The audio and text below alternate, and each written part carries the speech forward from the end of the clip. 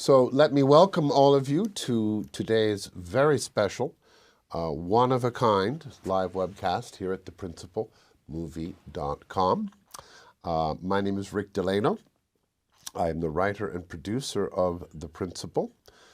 And today, I am extremely proud and honored and excited to be able to welcome for a one-of-a-kind live discussion the masterful mathematician, physicist, and philosopher Wolfgang Smith. Wolfgang Smith graduated at age 18 from Cornell University with majors in physics, mathematics, and philosophy. He received his master's degree in physics from Purdue University and his doctorate in mathematics from Columbia University. After pursuing a multi-decade career in faculty positions at MIT, UCLA, and Oregon State University, Dr. Smith retired to pursue a full-time career as an author. And he is well known, and as we are really beginning to find out since we have launched the website for his Philos Sophia Initiative Foundation, well-loved in traditionalist and academic circles throughout the world, thousands upon thousands of people who have been following Wolfgang's work for many, many years and are so excited now to be in a position to contact him, to know that he is still with us. And as you're going to hear today, not only is he still with us, he is very much still working and presenting us with the fruits of his mature reflections upon foundational issues that speak directly to the questions addressed in the film The Principle. So welcome to you, Dr. Smith. Thank you so much for taking the time and giving us this tremendous treat to meet personally with you and to speak with you and to present you to the audience and some of your new work. Well, thank you, Rick. I must say I'm embarrassed by these encomiums, but this is Hollywood after all. But on surprisingly simple grounds, that Einsteinian physics does not even apply in the physical world. This is what I didn't know at that time. I fully believe it now. And I think that brings us to our question, what is Wolfgang's position on geocentrism?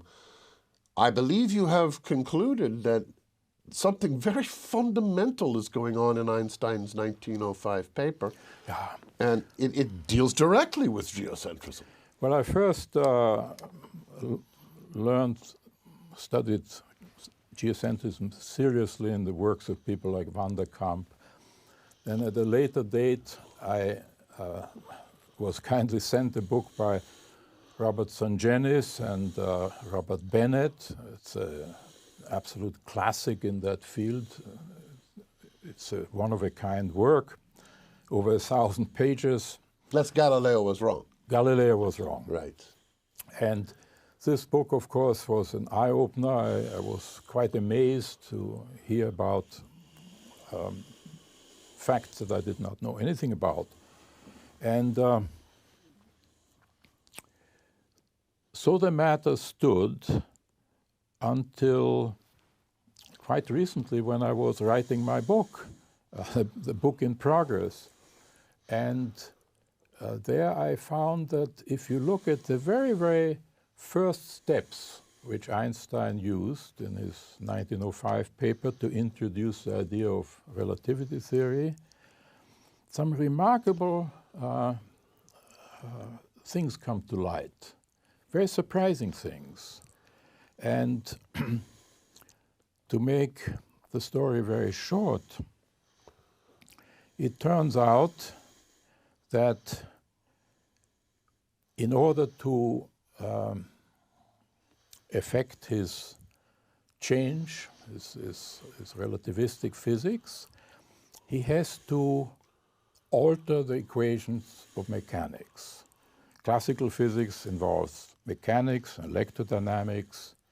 Mechanics goes back to Newton, 1687, and electrodynamics came 178 years later. And Einsteinian physics is tailor-made to electromagnetic theory, but it doesn't really fit the equations of mechanics.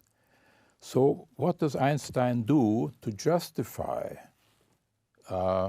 changing the equations of mechanics? What physical reason does he offer? And actually, when you winnow it down, he doesn't offer any physical reasons at all. Here's what is happening. He refers to the Michelson-Morley experiment of 1887, which was designed to measure for the first time the orbital velocity of the Earth in its conjectured orbit around the Sun. And to the great surprise of the physics world, the Michelson-Morley experiment did not detect such a velocity. It, in effect, measured it to be 0. So that was a big problem for the physics world. And in fact, I really surmise this is the fundamental problem the young Albert Einstein wanted to solve. And his so-called special theory of relativity of 1905 was his proposed solution. And it involved the idea that A, since this velocity is there, that was his assumption, and since the Michelson-Morley experiment did not measure it, therefore, his so-called principle of special relativity applies. And so he saw fit to change the equations of mechanics. And when you now step back and look at, you read his 1905 paper where he outlines his reasoning, and you look at this, you cannot but feel that the reasoning is circular. In other words, he took it for absolutely certain fact that the Earth moves around the Sun at such and such orbital velocity.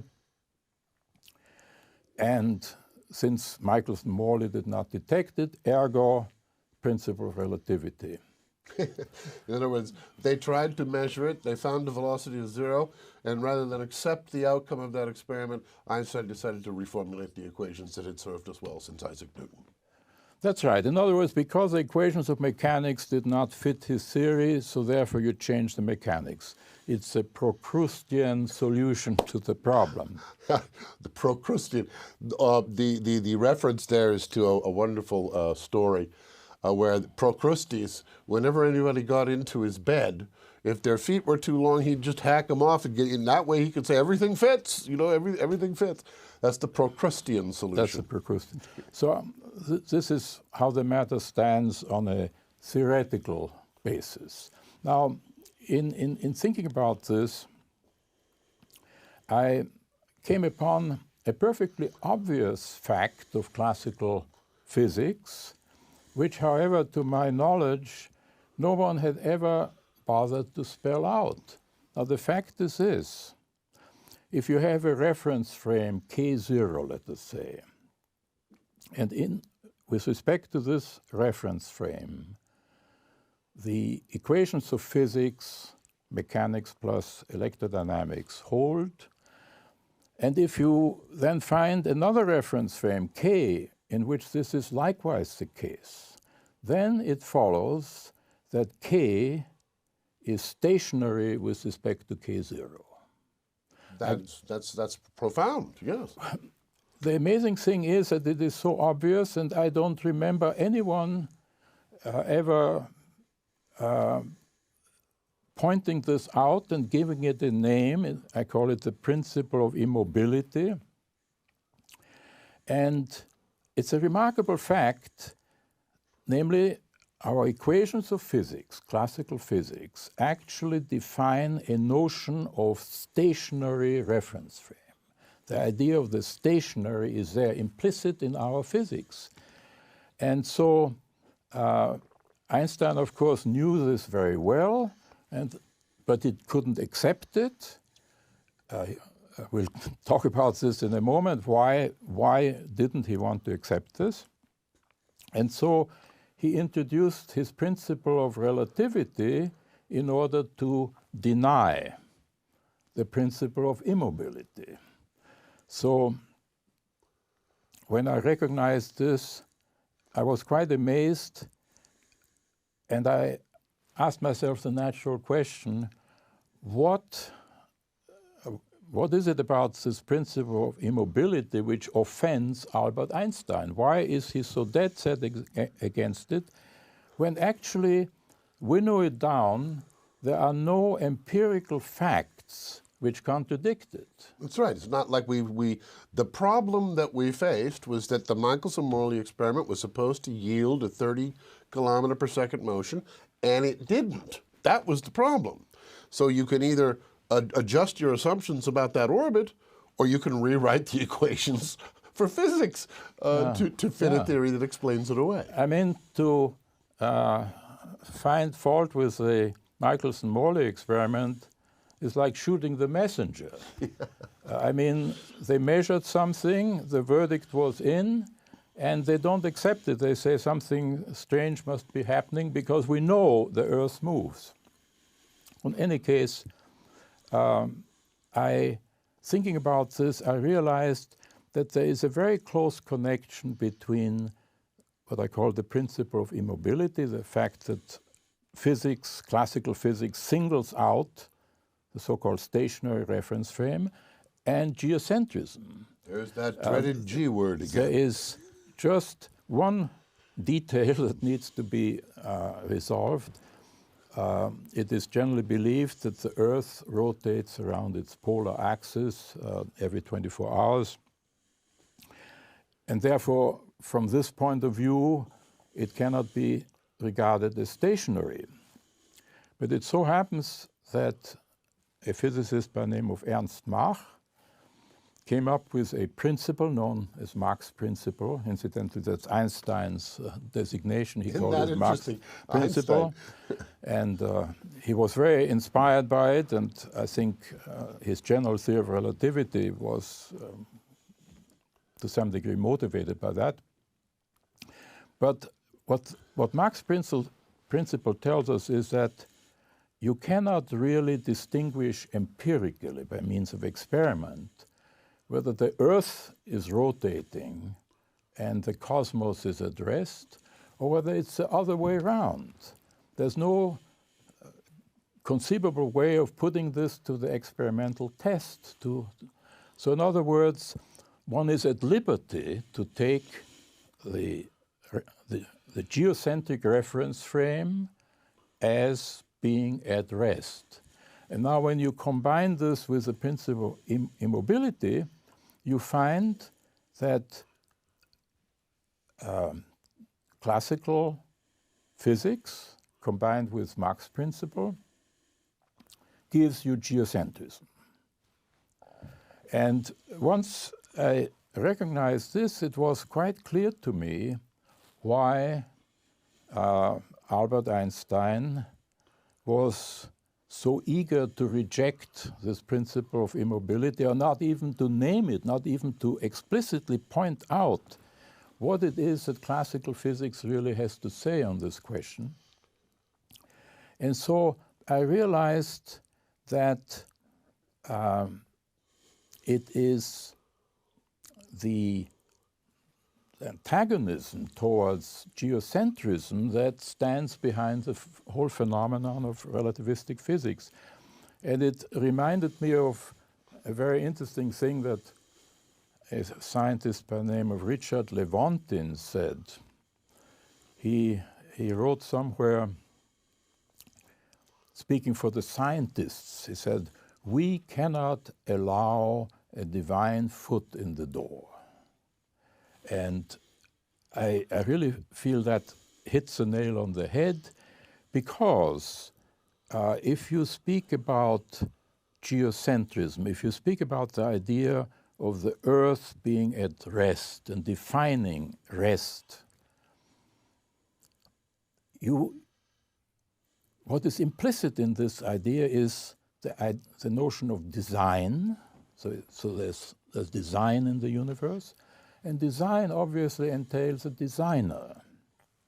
So I came finally to the conclusion that relativistic physics is based, strictly speaking, not on empirical evidence, on strictly scientific considerations, but at bottom it is ideological. And the ideology is contra the idea that the world was designed by God. Well, I'm sorry to say that when you read the first two paragraphs of the 1905 paper, you find, first of all, that Einstein does not speak with his accustomed clarity. The man was incredibly precise, incredibly accurate with all his affirmations.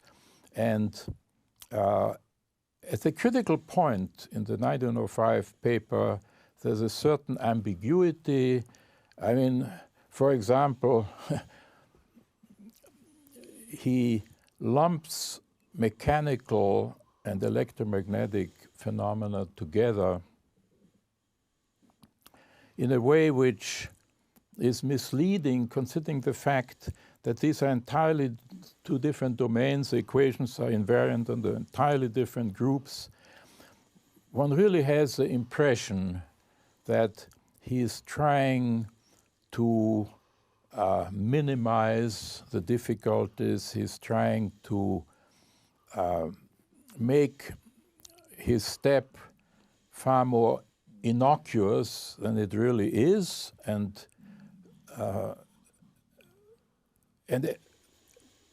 the main thing is the argument via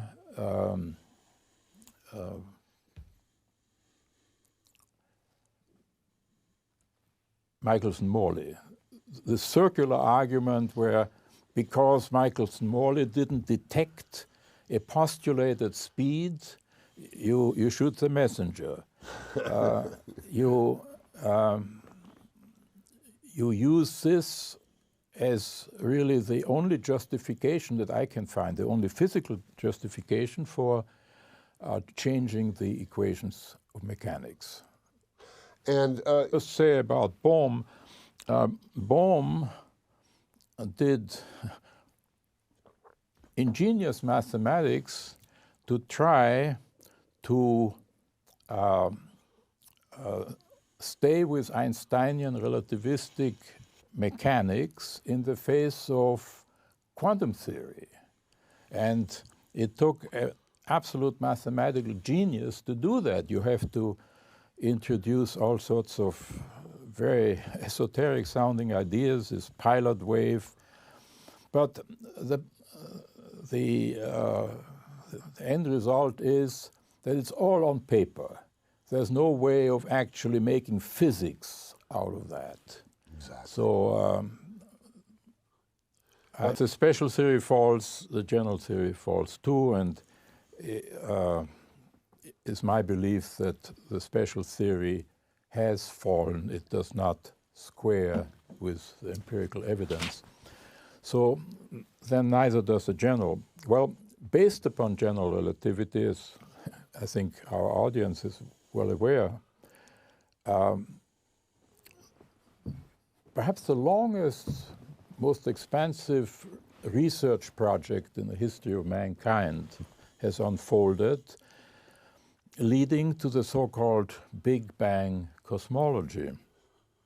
And so now every school child knows that the universe reputedly is so many billion years old.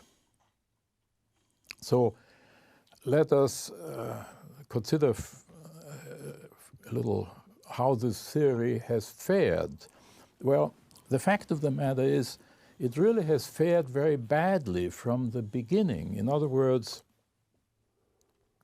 early on, it turned out that these facts don't fit. That was remedied. Another set of facts don't fit.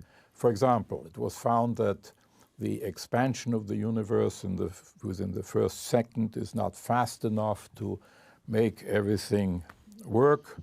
So a very brilliant physicist invented something called inflation, which incidentally now is in big trouble. But the point that I want to make is that this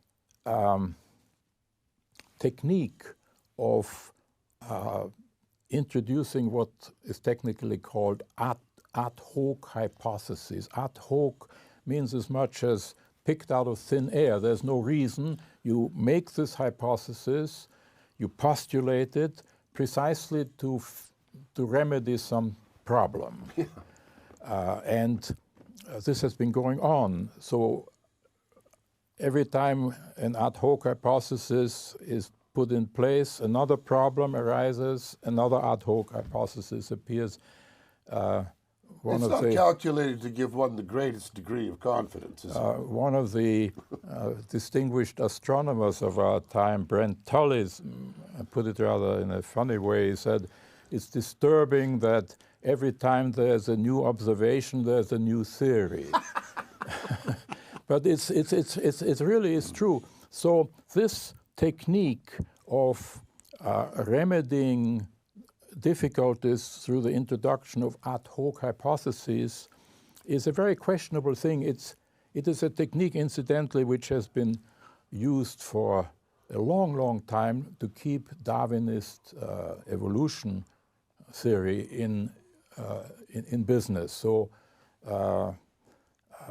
time and again, when a problem in this part of science comes up, you very ingeniously discover an ad hoc hypothesis which keeps things going. Well,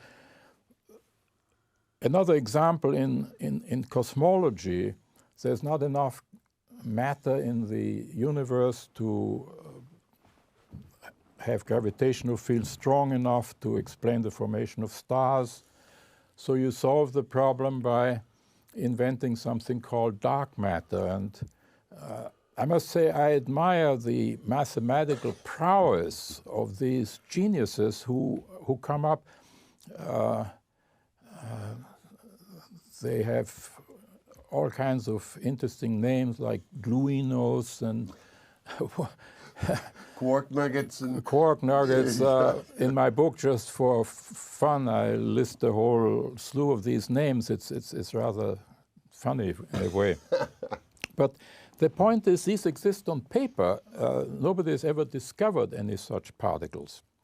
So this process of ad hoc interventions goes on, and it keeps the theory alive. And I really consider it a very interesting question in the philosophy of physics. What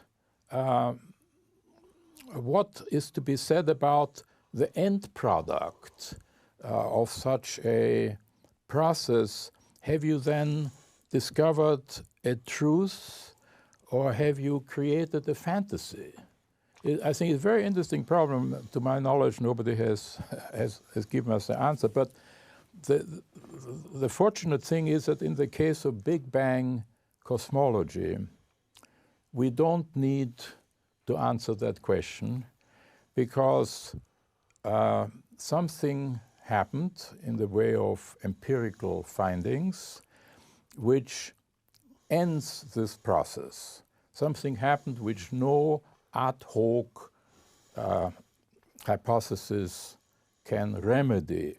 And you're the expert on this, and as I think most of the people in the audience here will be well aware, I'm referring to the so-called axis of evil, so named because it really does put an end to Big Bang cosmology.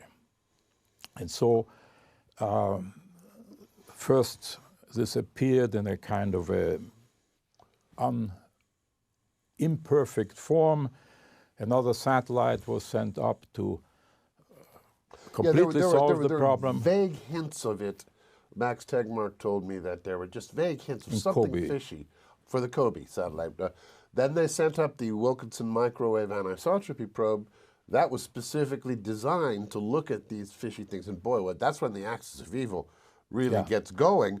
And it's called the axis of evil for very good reason, just as you said. It causes big headaches for anybody who's trying to prop up standard Big Bang cosmology. But the key, and this is, of course, one of the really great moments in the principle, is that they sent a third. They sent a third mission. This one they called the Planck mission, after Max Planck. And I'm sure he was happy as a clam when the results came back. And not only is the axis there, but it's no longer possible, as Max Tegmark said, you know, when the microwave axis was first discovered, Max was absolutely persuaded that there was something wrong. They showed it to be lined up with the ecliptic of our solar system. There's no way. There's got to be something fishy in the data. But as he says brilliantly at the end of the second interview he does in the principle, he says, you know, but I have to have my brain override my gut. My gut was telling me there was something wrong, but the data, it's there. Now, reasonable people can argue about what it means, but it's really, we're past the point of arguing about whether it's there. And what is there now is a special direction. Well, that's hideous news for a Big Bang and for basically an Einsteinian covariant universe where every reference frame is supposed to be just as good as any other. But it's much worse than that, because the special direction is not just any special direction. Why don't you tell us about that special direction? Well, this is a worst-case scenario. It's adding insult to injury. This great circle in the CMB, in the cosmic microwave background, which has now been documented beyond any possibility of doubt, it happens to line up with the ecliptic of our solar system. Just amazing. So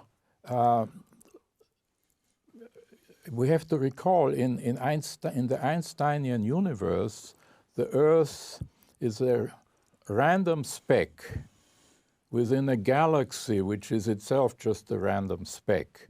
So this speck within a speck now controls the global geometry of the cosmos. Divides the whole cosmos neatly in two. Yeah. And that is so astounding. And I must say, the principle has been finished for almost 4 years now. And you can still find nothing that really shows you the significance of that ecliptic alignment, like the wonderful fly-through animation that Bouffe Compagnie Paris did for that film, and which remains the only place in the world where you can really see the significance and how stupendously unpredicted and frankly unwelcome. That's an understatement.